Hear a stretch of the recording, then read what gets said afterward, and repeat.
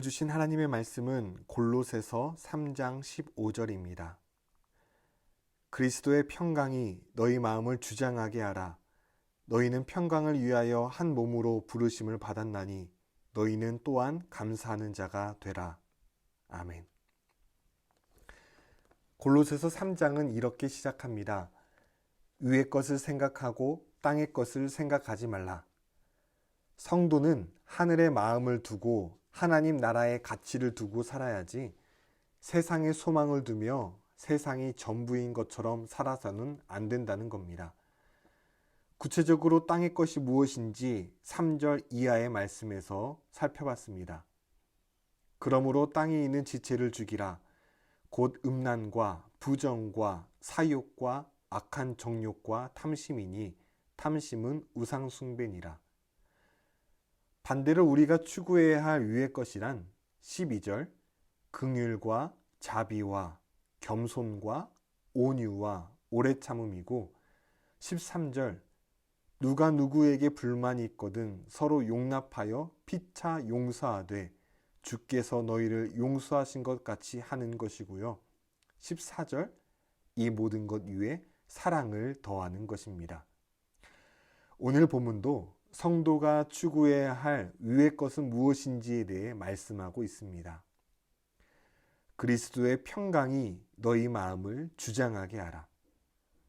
성도는 평강을 위해 힘써야 합니다. 오늘 우리가 살아가는 세상은 평강이 없는 세상입니다. 다툼과 갈등이 끊이지 않습니다. 약육강식의 세상입니다. 그런 세상 속에서 하나님께서는 우리가 평강의 도구로 쓰임받길 원하십니다. 그러기 위해서는 먼저 우리 안에 평강이 있어야 합니다. 우리 안에 평화가 있어야 다른 사람에게 평화를 나눠줄 수 있는 겁니다. 주님은 말씀하셨습니다. 평안을 너희에게 끼쳤노니 곧 나의 평안을 너희에게 주노라. 내가 너희에게 주는 것은 세상이 주는 것과 같지 아니하니라. 너희는 마음에 근심하지도 말고 두려워하지도 말라. 우리 주님은 모든 것을 다 가지고 계십니다. 그런데 당신의 사랑하는 제자들에게 세상의 물질과 명예와 건강을 주신 것이 아니라 하늘의 평화를 마지막에 선물로 주셨습니다. 당시 그 자리에 있던 제자들에게만 주신 게 아니라 예수님을 믿는 모든 사람들에게 평안을 선물로 주셨습니다. 이 세상은 어려움과 문제가 없는 삶을 평화라고 부릅니다. 그러나 주변을 둘러보면 아픔과 고통, 상처가 없는 사람은 아무도 없습니다. 모든 사람은 저마다 어려움과 문제를 안고 살아갑니다. 하지만 그런 어려움과 아픔 속에서도 주님께서 나의 목자가 되어주시고 나의 삶의 주인 되심을 진실로 우리가 믿기만 하면 그 사람에게는 참된 평화가 임하게 됩니다. 감옥에 갇힌 베드로가 그러했죠. 얼마 전 예수님께서 십자가에 달려 죽으시고 같은 동료였던 야고보마저 죽음을 당했습니다. 내일 당장 죽을지도 모르는 그 급박한 상황 속에서 그런데 베드로는 너무도 태연하게 잠을 잡니다. 감옥에 갇힌 베드로를 구하러 간 천사가 옆구리를 쳐서 깨어야 할 만큼 곤히 잠들어 있었습니다.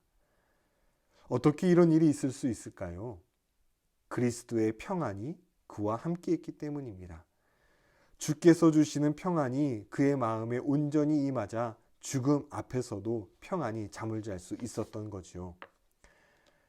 다윗은 시편 23편 4절에서 이렇게 고백합니다. 내가 사망의 음침한 골짜기로 다닐지라도 해를 두려워하지 않을 것은 주께서 나와 함께 하심이라. 주의 지팡이와 막대기가 나를 안위하시나이다. 양은 가장 둔하고 가장 나약하고 가장 힘이 없는 짐승입니다. 이 얼마나 연약한 동물인지 스스로의 힘으로는 살아갈 수 없는 짐승은 양밖에 없을 거라는 말이 있을 정도입니다. 그런데 양은 목자가 있으면 걱정하지 않습니다. 내일 어디 가서 꼴을 먹지, 어디 가서 물을 마시지, 사망의 골짜기는 어떻게 지나며 일이나 하이에나가 나타나면 어떻게 하지? 그런 걱정하지 않습니다. 사실 양 앞에 닥친 문제는 상적했습니다. 그러나 내일 당장 일어나게 될 일, 실제적이고 구체적인 문제들이 내게 몰려온다 할지라도 양은 하나도 걱정하지 않습니다. 내게는 목자가 있기 때문이라는 것입니다. 여호와가 나의 목자 되시니 그가 나를 돌봐주시고 인도하시고 먹을 것을 공급해 주시고 보호해 줄 것을 믿었기 때문에 그는 걱정 없이 편안하게 누워 잠을 잤습니다. 혹시 건강의 문제, 경제적인 문제, 자녀 혹은 관계 문제로 잠을 못 주무시고 계신 분이 계십니까? 주님의 평화가 내 안에 있게 해달라고 간구해 보십시오. 이미 우리에게 주신 평화를 내가 한번 진실로 누리며 살게 해달라고 간구해 보십시오.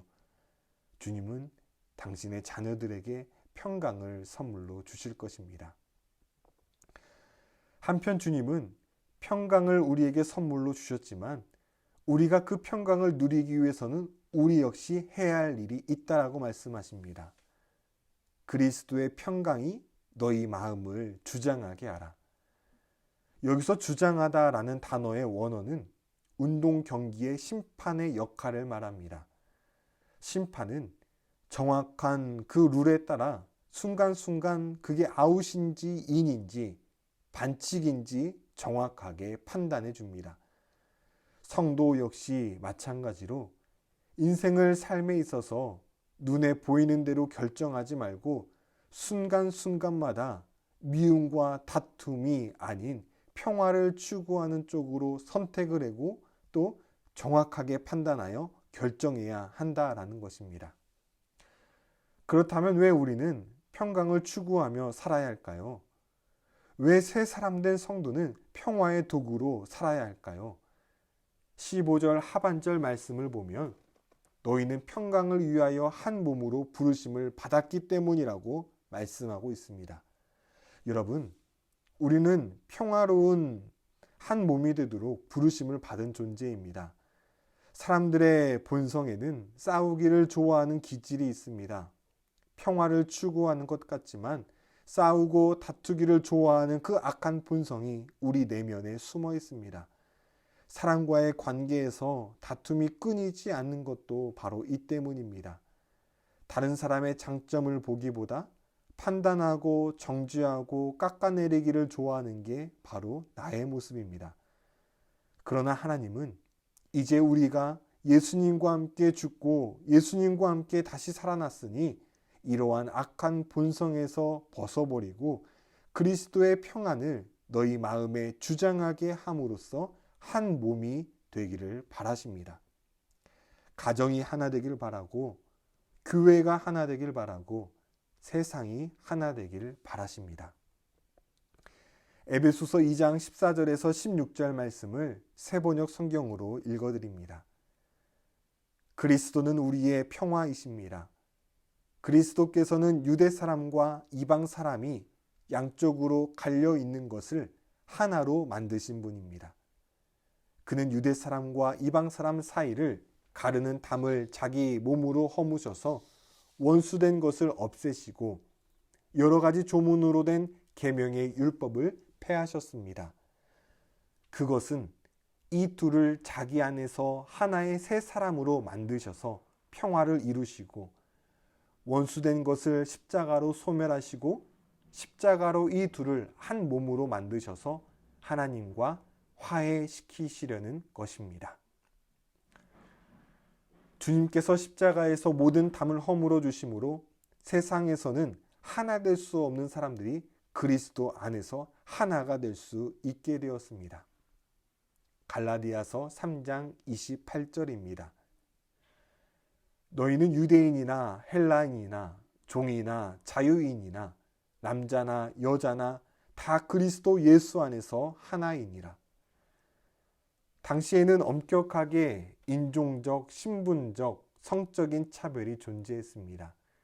이러한 구분들은 결코 넘을 수 없는 장벽이었습니다. 그러나 예수 그리스도를 믿으니 차별이 없어졌습니다.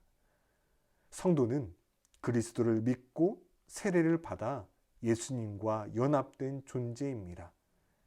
나도 예수님과 연합되었고 이방인인 저 성도도 주님과 연합되었고 노예 신분인 저 사람도 예수님과 연합되었습니다.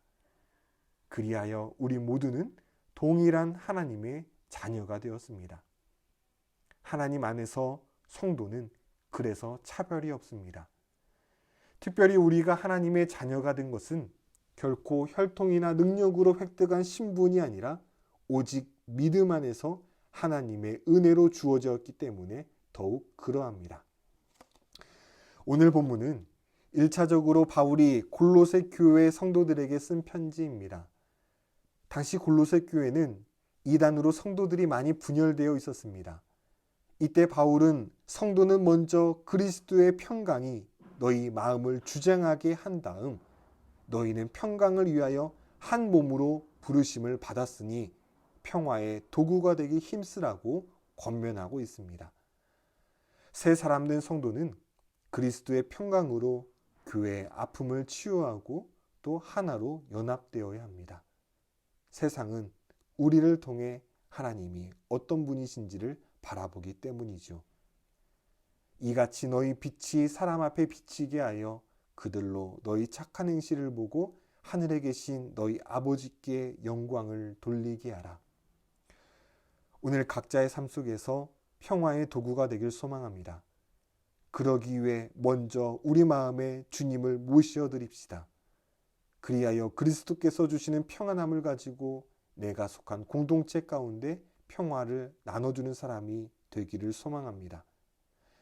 아시시의 프란체스코의 평화의 기도를 읽음으로 말씀을 마치겠습니다. 주여, 나를 평화의 도구로 써 주소서. 미움이 있는 곳에 사랑을, 다툼이 있는 곳에 용서를, 분열이 있는 곳에 일치를, 의혹이 있는 곳에 신앙을, 그릇됨이 있는 곳에 진리를, 절망이 있는 곳에 희망을, 어두움에 빛을, 슬픔이 있는 곳에 기쁨을 가져오는 자 되게 하소서. 위로받기보다는 위로하고 이해받기보다는 이해하며 사랑받기보다는 사랑하게 하여 주소서. 우리는 줌으로써 받고 용서함으로 용서받으며 자기를 버리고 죽음으로써 영생을 얻기 때문입니다. 기도하시겠습니다. 주님, 오늘 우리 안에 주님께서 찾아와 주셔서 주인 되어 주심으로 먼저 평화를 누리게 하여 주시고 평화의 도구로 공동체 가운데 쓰임받게 하여 주옵소서. 예수 그리스도 이름으로 기도드립니다. 아멘.